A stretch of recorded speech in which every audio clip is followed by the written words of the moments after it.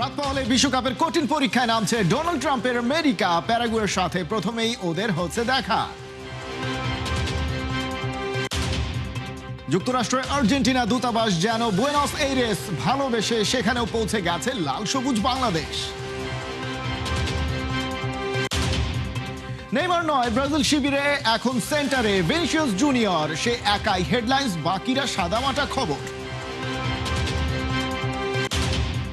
বিশ্বকাপে ডামাডোলের রাজনীতির নেতারা ঘরে নাকি বাইরে, এনসিপি ছাড়াও সার্জিস আলম কোন দল সাপোর্ট করে?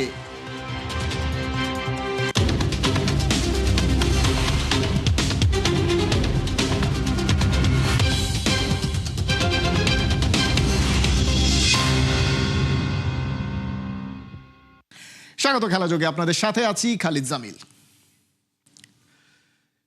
স্বাগতিক তিন দেশের মধ্যে মার্কিন যুক্তরাষ্ট্র নামছে সবার পরে, তবে সেটাই হয়ে যাচ্ছে কঠিন পরীক্ষা। লাতিন আমেরিকার দেশ প্যারাগুয়ের বিপক্ষে ওরা ক্যালিফোর্নিয়ায় সোফি স্টেডিয়ামে নামবে বাংলাদেশ সময় ভোর 7টায়।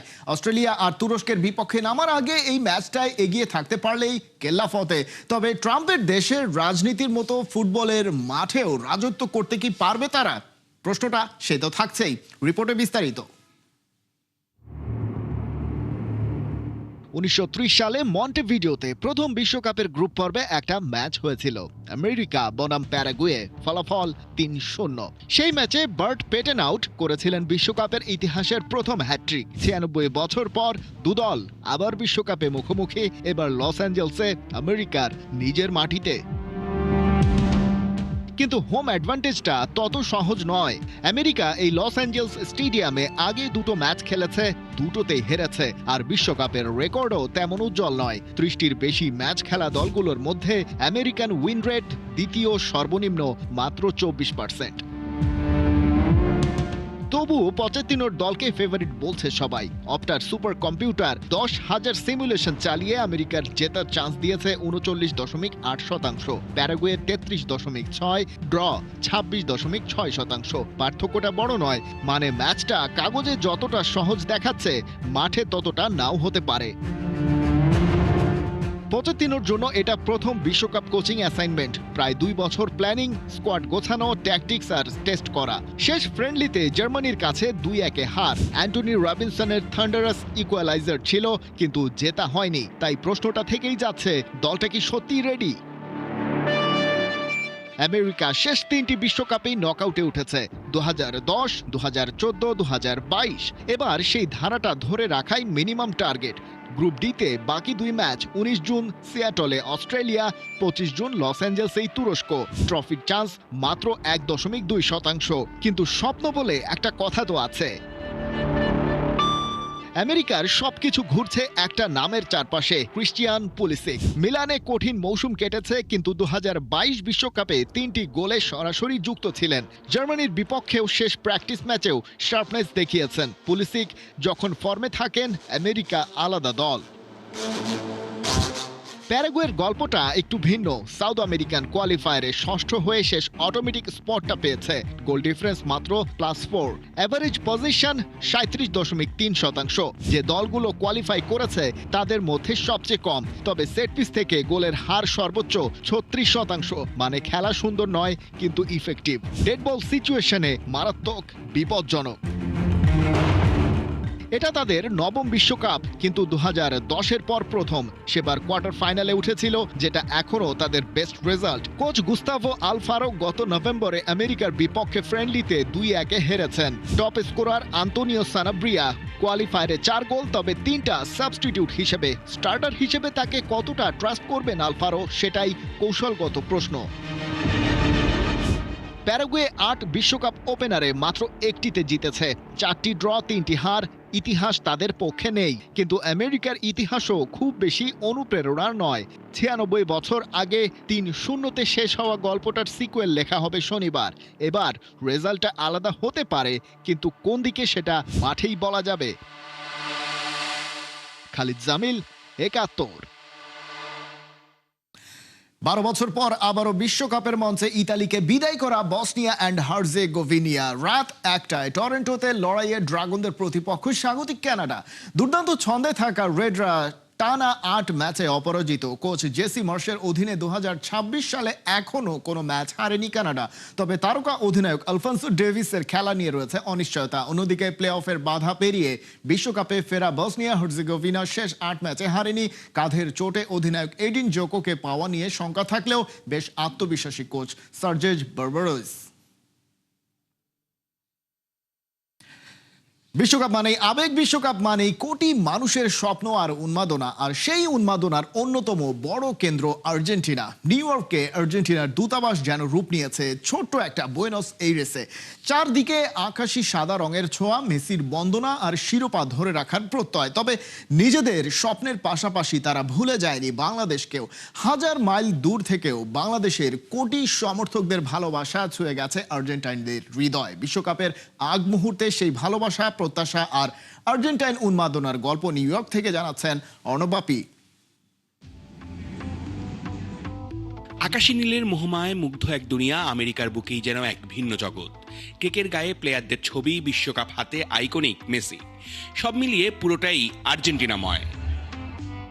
আর সেখানেই অতিথি ৭১ টিভি। আর্জেন্টিনার মার্কিন দূতাবাসে এই আয়োজন ছিল নজরকাড়া। আলাপ আড্ডায় পুরো আয়োজন জমে যায়। এই আর্জেন্টাইনরা এবার আরও আত্মবিশ্বাসী। তাদের কাপ্তান মেসির দিকেই চোখ।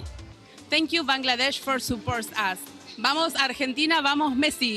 We're standing next to a photo of Messi, which there's many photos of Messi all around to help decorate, as well as the Argentine flag to get ready for the World Cup. Fellow Argentinians and people from a lot of countries just united by our love of soccer.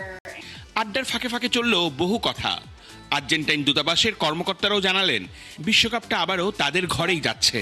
We are hoping that just like in Qatar, we hold up the cup. We will do it again this year, 2026. Vamos Argentina. Messi va a ser el campeón de esta Copa del Mundo 2026. Argentina campeón, señores, para todo Bangladesh. Thank you, Bangladesh, for support us. Vamos Argentina! তবে এত কিছুর মাঝেও আর্জেন্টাইনরা বাংলাদেশকে ভোলেননি। তারা জানেন বাংলাদেশ তাদের কতটা ভালোবাসে, তাই তো এমন মধুর উচ্চারণ। আমরা বাংলাদেশকে ভালোবাসি। We are so excited to welcome the world to New York City over the next 39 days. We have 8 matches that are going to be played in the New York, New Jersey area. Yeah, so we're here at the Argentinian consulate helping kick off the World Cup as we are the reigning champions. And we're very excited for this upcoming World Cup. And we really want to thank Bangladesh for all your support. Two countries so far away geographically, but so close at their hearts. So it's like one people celebrating together the joy and the excitement of the World Cup. And I think sports diplomacy brings people together. It's one of the best ways to engage and share the best of our traditions and culture, and that's what it comes to. So it is a great excuse. Thank you so much and best wishes for the World Cup. Thank you very much. Thank you. Sports ডিপ্লোমেসির মাধ্যমে একটা দেশের সঙ্গে আরেকটা দেশের সম্পর্ক যেরকম strong হয়, সেরকমভাবে খেলার মাঠে প্রতিদ্বন্দ্বী হলেও তাদের সবার সঙ্গে সম্পর্কটা কিন্তু দারুণ। আর মেসি যেহেতু ডিফেন্ডিং চ্যাম্পিয়ন, 2022-এর বিশ্বকাপ জয়ী আর্জেন্টিনা এবারও ভালো কিছু করবে, সেই প্রত্যাশাটা কিন্তু সবার। অর্ণব বাপি, নিউ ইয়র্ক থেকে ৭১। Vamos Argentina. বিশ্বকাপের সফলতম দল এবার মিশন হেক্সা নিয়ে গেছে আমেরিকার বুকে। যদিও সোনালী ইতিহাস থেকে ব্রাজিল এখন বহু দূরে। এবারের বিশ্বকাপে কেমন করবে সেলেসাওরা? দলের ভাগ্য বদলে দিতে পারেন ভিনিসিয়াস জুনিয়র। সংবাদ সম্মেলনে রাফিনিয়ার আত্মবিশ্বাস এমনটাই। কেমন চলছে এই ব্রাজিলের প্রিপারেশন, তার বিস্তারিত মঈন হাসানের রিপোর্টে। জাতীয় দলের জার্সি পরার গুরুত্ব আমাদের বুঝতে হবে। বিশেষ করে যারা এর আগে বিশ্বকাপ খেলেছে তারা জানে দেশের প্রতিনিধিত্ব করার দায়িত্ব কতটা বড়। আমরা কঠিন সময়ের মধ্যে দিয়ে গেছি, অনেক চাপ ও সমালোচনা সহ্য করেছি।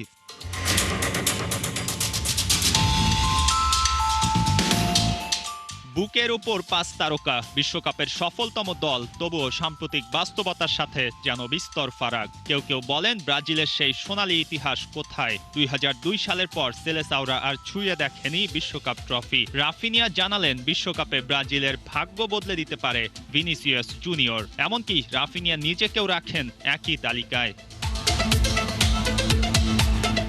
আত্মবিশ্বাসটা পাচ্ছেন এই ব্রাজিলিয়ান ফরওয়ার্ড। তবে শক্তিমত্তায় কি তারা খুব এগিয়ে? প্রশ্নটা বারবার ঘুরে ফিরে আসছে। ব্রাজিলিয়ান মিড ও ডিফেন্স লাইন নিয়ে নানা রকম আলোচনা আছে। এর মধ্যে কোচ কার্লো আনচেলত্তির জন্মদিন পালন করলো ব্রাজিলিয়ান শিবির। হইচই করে ট্রেনিং ক্যাম্পেই হয়ে গেল সেই আয়োজন। তারপরও আমরা শক্ত অবস্থানে থেকে বিশ্বকাপে এসেছি। আমার বিশ্বাস এই দল শক্তিশালী এবং প্রতিদ্বন্দ্বিতা করার জন্য পুরোপুরি প্রস্তুত। রাফিনিয়ার কথা শুনে বোঝা যাচ্ছে কঠিন পরিস্থিতি কাটিয়ে দল ফিরেছে। অতীতের ব্রাজিলকেও স্মরণ করতে দেখা গেল তাকে। এমনকি বর্তমান দল বেশ শক্তিশালী ও কম্পিটিশনের জন্য যে পুরোপুরি প্রস্তুত আছে সেই আত্মবিশ্বাস। ব্রাজিলের টিম মানেই রেজাল্ট। সফল না হলে করতে হবে জবাবদিহিতা। মানুষ যখন চিন্তা করে তখন খোঁজে ফলাফল। ব্রাজিলের কাছে আর ভিন্ন কিছু খোঁজে না কেউ। সে কথাই বারবার স্মরণ করিয়ে দিলেন রাফিনিয়া। ক্লাবে যে মানের ফুটবল খেলেন সেই মানের ফুটবল দেখাতে চান জাতীয় দলের জার্সিতে।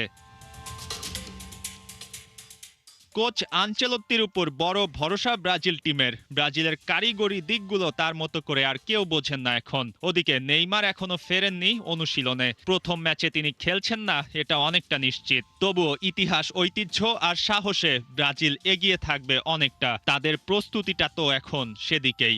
মিশন হেক্সা ক্যাবিনেটে থাকা ট্রফি সংখ্যাটা 5 থেকে 6 করতে হবে তো। মঈন হাসান, 71।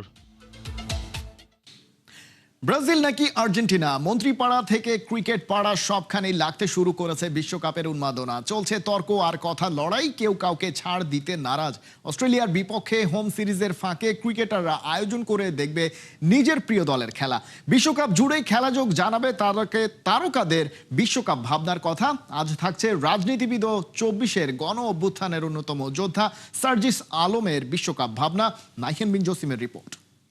নাসিরুদ্দিন পাটোয়ারি আর্জেন্টিনার দিকে হেলে পড়তে বাধ্য।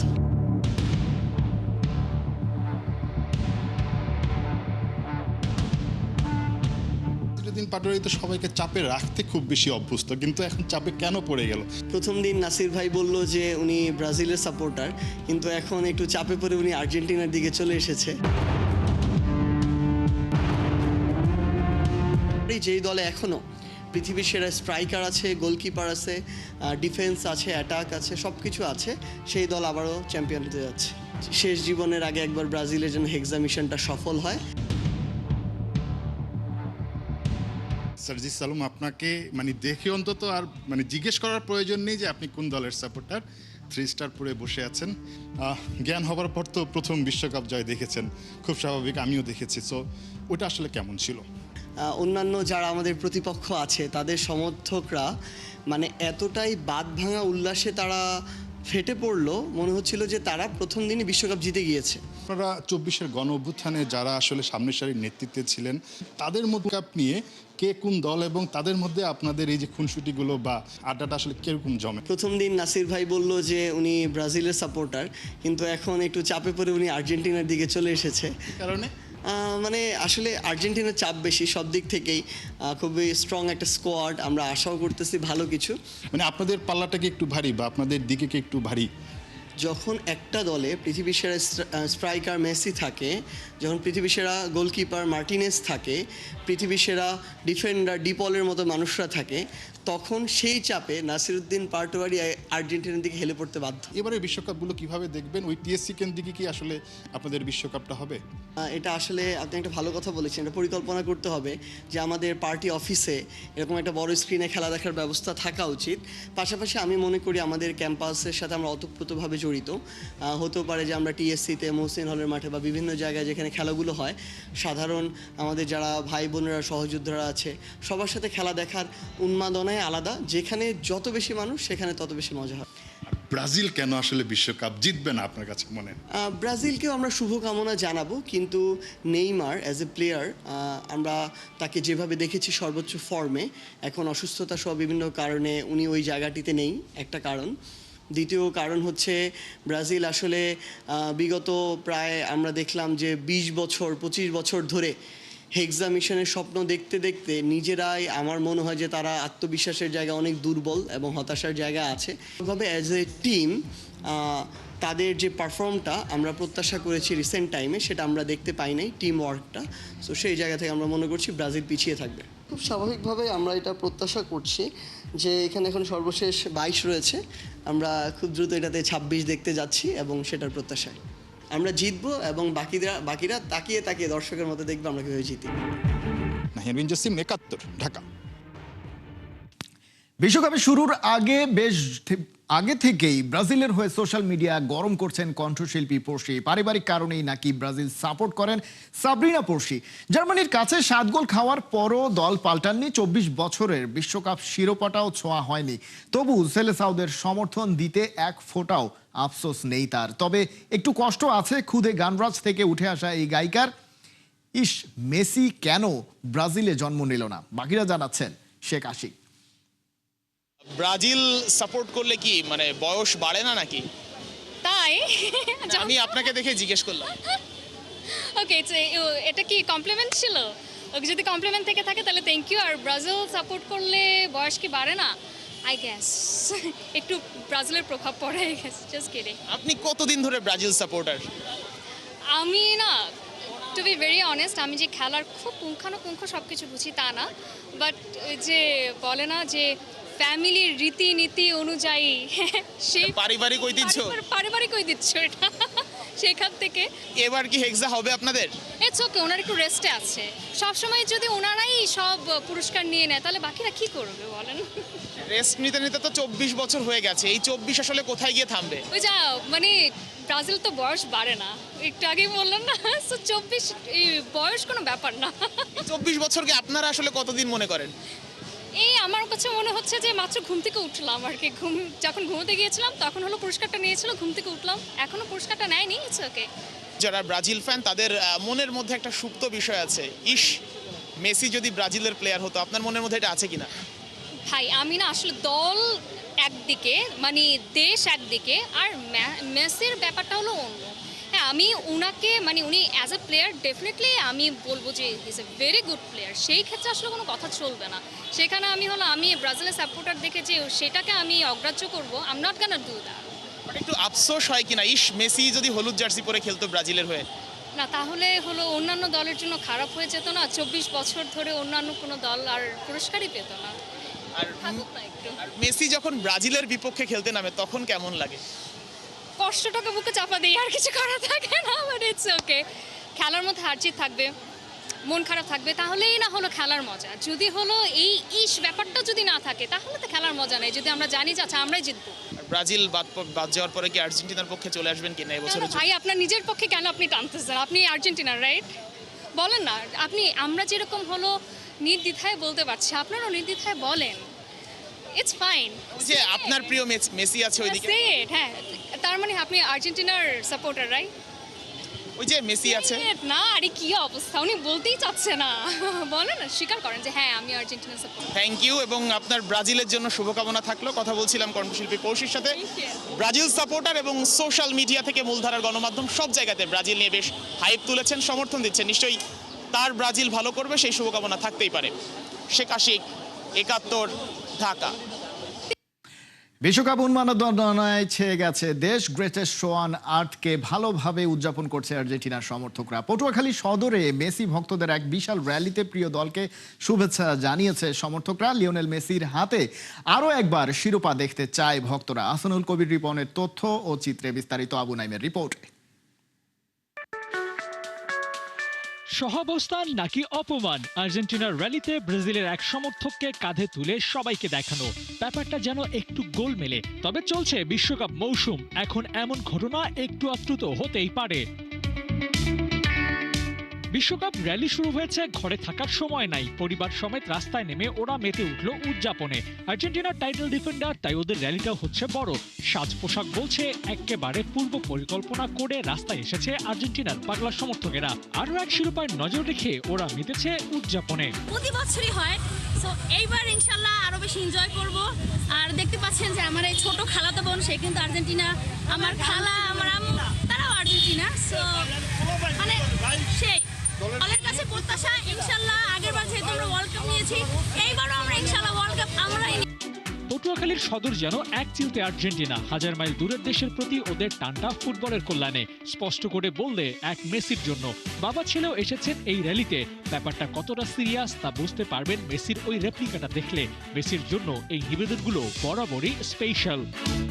জননন্দিত দল আর্জেন্টিনার র্যালি, এখানে আমরা স্বতঃস্ফূর্তভাবে আমি আমার ছেলে নিয়ে উপস্থিত হয়েছি এবং 2026 বিশ্বকাপে আমরা আশা করব আর্জেন্টিনা বিশ্বকাপ চ্যাম্পিয়ন করবে। কেউ মেসির রেপ্লিকা নিয়ে এসেছে, কেউ আবার গোটা গাড়িটাই আর্জেন্টিনার পতাকা দিয়ে সাজিয়েছে। সমর্থকদের দাবি বাংলাদেশের সবচেয়ে বড় র্যালিটাই হয়েছে পটুয়াখালীতে। পতাকার দৈর্ঘ্য কিংবা জনসমাগমের কংক্রিট তথ্য হয়তো পাওয়া যাবে না, তবে ওদের উপস্থিতি ছিল ভিন্ন লেভেলের। র্যালিতে ইজি বাইকে করে মানুষ তো এসেছেই, ট্রাকের উপরেও চলেছে মিছিলের তাল, সাথে মোটর বাইক তো ছিলই। কান ঝালাপালা করে দেওয়ার বাসিগুলো তো বলে দেয় আর্জেন্টিনা বিশ্বকাপ জিতলে ওদের উচ্ছ্বাসটা হবে দেখার মতো। কতটুকু কি করতে পারে দেখাচ্ছে র্যালি। বাংলাদেশের সব থেকে বড় র্যালি মনে হয় পটুয়াখালীতে হচ্ছে। আমার মনে হচ্ছে বাংলাদেশের সব থেকে বড় র্যালি পটুয়াখালী হচ্ছে। খেলাধুলা আনন্দের জায়গায় আমরা সবাই একই সাথে মিলেমিশে থাকবো। আলজেরিয়া ম্যাচ দিয়ে মেসিদের টাইটেল ডিফেন্স মিশন শুরু। প্রথম ম্যাচটা টুর্নামেন্টের টিউন সেট করে দেবে। সেখানেই দেখা যাবে এত হাইপের দল আর্জেন্টিনা ঠিক কেমন করে এবারের আসরে। পারবে তো শিরোপার রেসে এগিয়ে যেতে? আবু নাইম, ৭১। এই ছিল এখনকার খেলাযোগে। সরাসরি সংবাদ আর অনুষ্ঠান দেখতে চোখ রাখুন ৭১-এর ফেসবুক পেজে এবং সাবস্ক্রাইব করুন ৭১-এর ইউটিউব চ্যানেল। ৭১-এর সাথেই থাকুন।